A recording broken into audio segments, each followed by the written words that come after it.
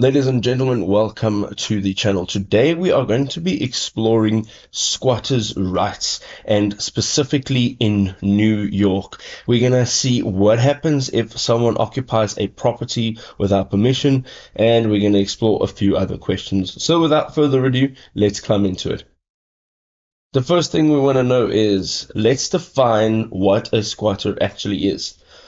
So, a squatter is someone who occupies an abandoned or unoccupied building or land without lawful permission from the owner of that land or building. This can happen in a residential or even a commercial property. The next thing we want to know is, what rights do squatters have? Well, squatters may have certain rights, especially if they meet specific criteria for adverse possession.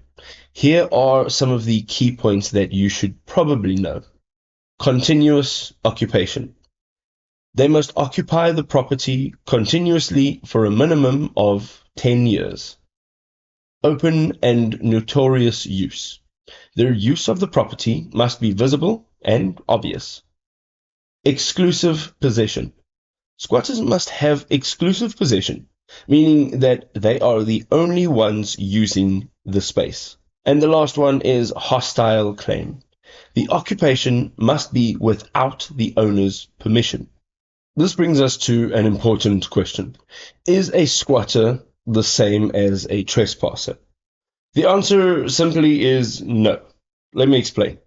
A trespasser enters a property without permission and does not intend to claim ownership, while a squatter may eventually seek to claim legal ownership through adverse possession.